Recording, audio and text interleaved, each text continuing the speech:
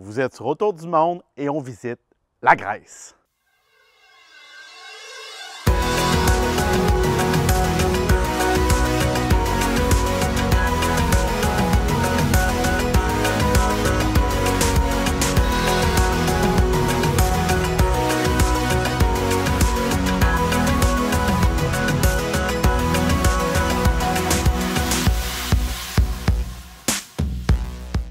Bienvenue sur Autour du monde. Si vous aimez notre contenu, n'oubliez pas de vous abonner à notre chaîne et de liker nos vidéos. Dans ce nouvel épisode d'Autour du monde en Grèce et dans les Balkans, nous vous faisons découvrir la célèbre île de Corfou. Nous passerons la journée sur l'île pour vous faire découvrir ses beautés naturelles et son centre historique incontournable. C'est quand même dur à croire que ça va être une journée de pluie.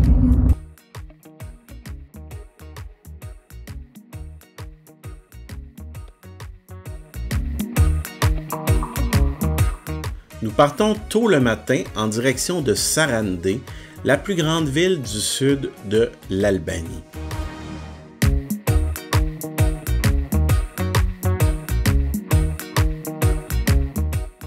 C'est ton passeport, hein? Oui.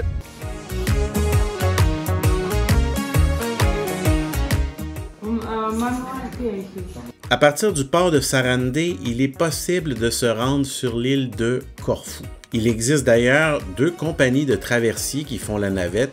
Nous avons pris l'option la plus rapide à l'aller et la plus lente au retour. C'est qu'il n'y a environ que 5 traversées par jour.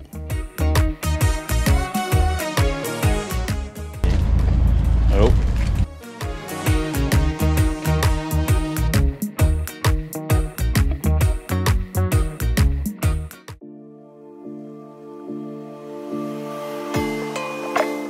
En bateau rapide, la traversée vers Corfou prend à peine une trentaine de minutes. Cela nous permet d'ailleurs d'admirer le paysage des 2 côtes.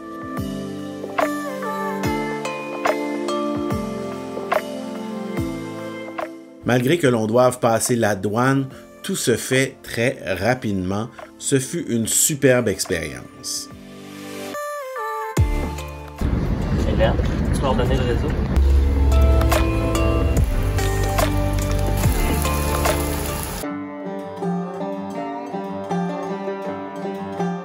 Afin de visiter l'île, nous avons choisi de louer une voiture pour la journée.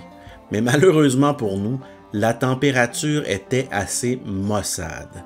Il pleuvait abondamment tout au long de notre trajet vers notre premier arrêt, le village d'Afionas.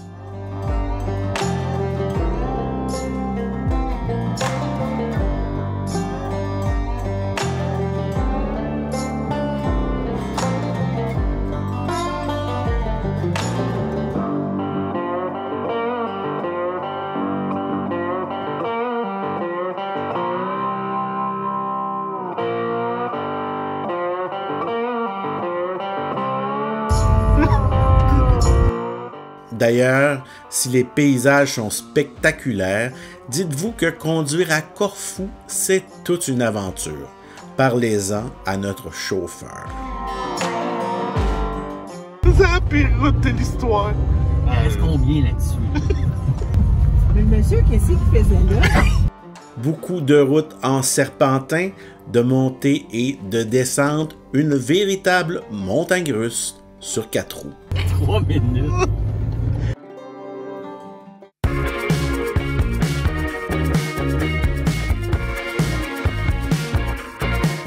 Puis Vincent, c'est-tu beau Corfou? À saison morte. Après de longues minutes, nous voici enfin arrivés au village d'Afionas. Apparemment, il pleut. Il pleuvait d'ailleurs abondamment et nous avons décidé de manger en espérant que la pluie cesse.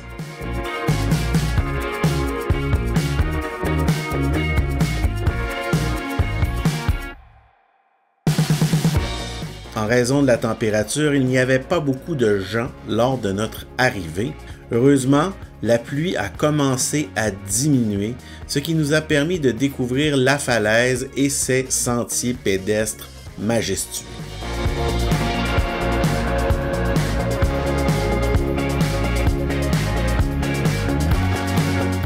Le petit village d'Afionas est d'ailleurs situé au sommet de cette haute falaise surplombant la mer Ionienne, ce qui nous offre une vue spectaculaire sur les petites îles habitées de Matraki et d'Otonoi.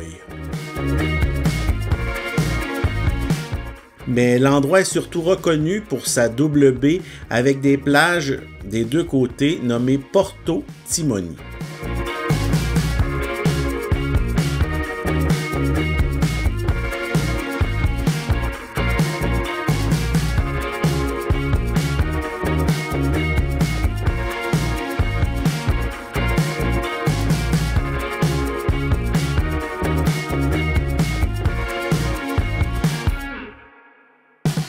Pour s'y rendre, la randonnée prend environ 40 minutes à travers la montagne. Cela vaut le détour. Outre les deux plages jumelles de Porto Timoni, le paysage est à couper le souffle, notamment cette mer turquoise.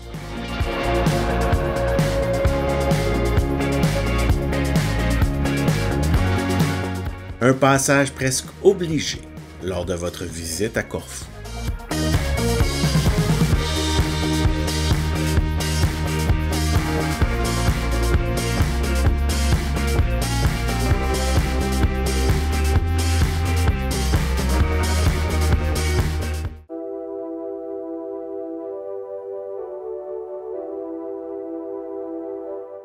Même si les distances semblent courtes entre deux points, nous mettrons 50 minutes à rallier les 24 km séparant Afionas à Paleokastritsa. Nous avons vu beaucoup de petits villages en route, mais en raison du temps de l'année, lors de notre passage, les routes étaient désertes. 11 km, 22 minutes. Admettons que ces chemins étroits doivent être assez bondés en été.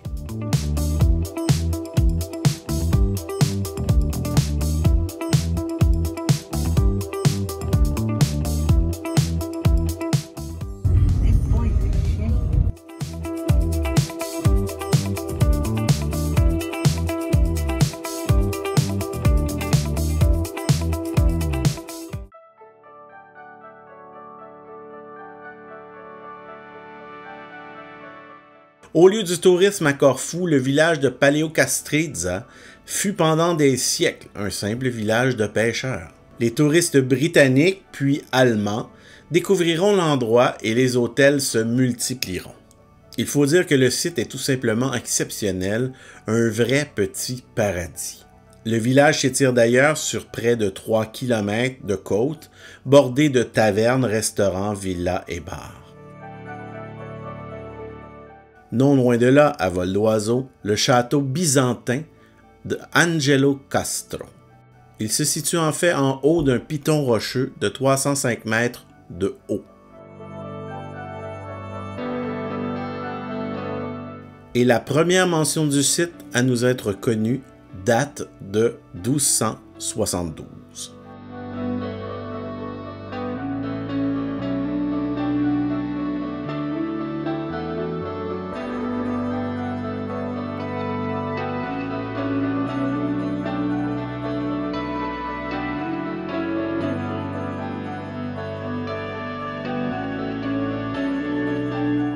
Comme tout bon touriste, nous y avons d'abord visité le monastère byzantin dédié à la Vierge Marie, situé au milieu d'une colline qui surplombe la mer Ionienne. Il s'agit d'ailleurs d'un monastère emblématique de l'île et vous pouvez d'ailleurs voir pourquoi sur ces images. Nous vous suggérons d'ailleurs cette petite promenade dans les environs qui vous offrira une vue spectaculaire sur les eaux cristallines entourant la falaise de 30 mètres de haut.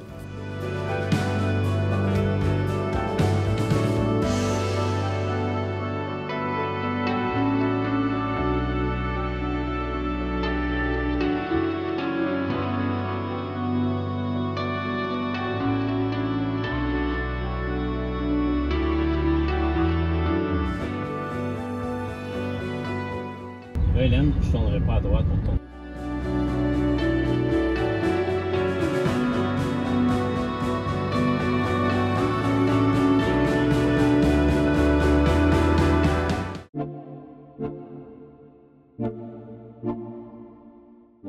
Nous avons ensuite quitté Paleokastritsa en direction du village de Pelekas, qui se situe à 18 km de là. Le petit village est situé à une altitude de 220 mètres, ce qui en fait un point de vue incroyable sur l'île entière. Il est notamment célèbre pour son coucher de soleil majestueux, alors que les touristes y abondent. En après-midi, comme vous pouvez le voir, c'est un peu plus tranquille. D'ailleurs, nous avions fait le détour pour venir déguster des produits locaux, mais malheureusement, l'entreprise où nous devions aller était fermée lors de notre passage.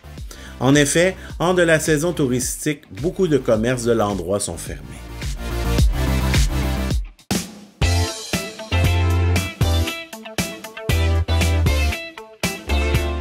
Nous reprenons la route en direction de la ville de Corfou. Ceci nous permet de vous dire que l'île a beaucoup à offrir et qu'une journée ne suffit clairement pas pour la découvrir. Nous sommes d'ailleurs un peu déçus de ne pas y avoir passé plus de temps.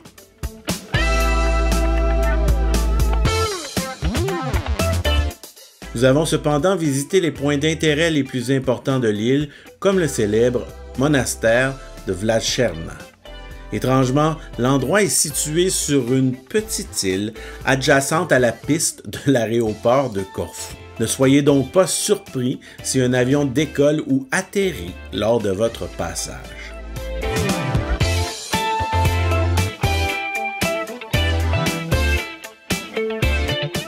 Le monastère fut fondé au XVIIe siècle et est un ancien couvent qui ne compte plus aucun habitant depuis 1980.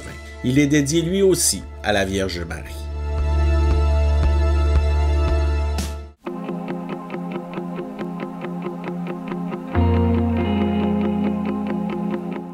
D'ailleurs, en continuant notre route vers la vieille ville de Corfou, nous nous sommes arrêtés quelques instants pour admirer un autre point d'intérêt de l'île, le moulin à vent de l'abbaye de Garitsa. Restauré, il servait autrefois à produire les céréales de l'île. Cœur de l'île, la vieille ville de Corfou, inscrite au patrimoine mondial de l'UNESCO, vaut le détour. Outre ces deux forteresses emblématiques, la vieille et la nouvelle, on s'y sent à cheval entre l'Italie et la Grèce. Notre premier arrêt fut la vieille forteresse vénitienne qui couvre en fait ce qui était autrefois la vieille ville de Corfou à l'époque byzantine. On explique que le promontoire a subi de grandes transformations sous les Vénitiens qui creusèrent notamment un fossé qui est devenu ce canal, transformant artificiellement la zone en île. Grâce à ce fort, 3 sièges ottomans ont d'ailleurs pu être repoussés en 1537, 1571 et 1716.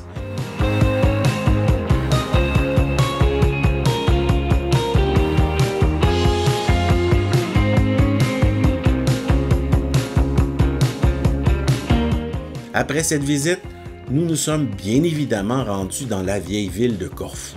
Si l'histoire de la ville remonte à plus de 3000 ans, elle en garde surtout les traces de la République de Venise et du protectorat britannique. C'est d'ailleurs ici que le mari de la reine Élisabeth est né.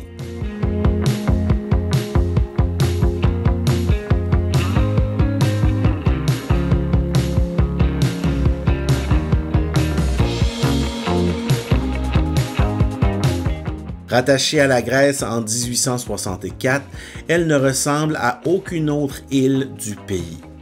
Les artères piétonnières sont d'ailleurs très agréables à marcher, avec abondance de commerce. Et nous nous sommes laissés tenter par café et dessert afin de relaxer un peu.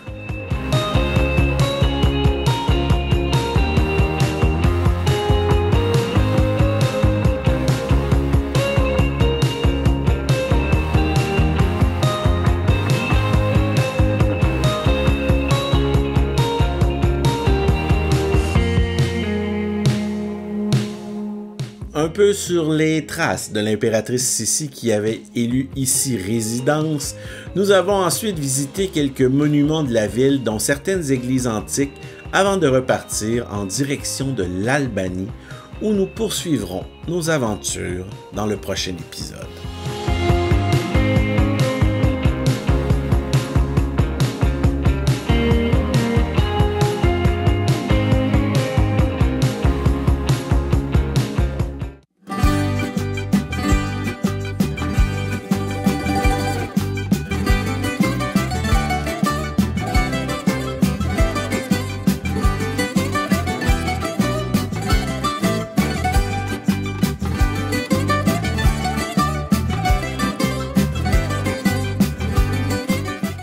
Merci d'avoir écouté ce nouvel épisode d'Autour du monde en Grèce et dans les Balkans. Dans le prochain épisode, nous retournons en Albanie et vous ferons découvrir des sites exceptionnels.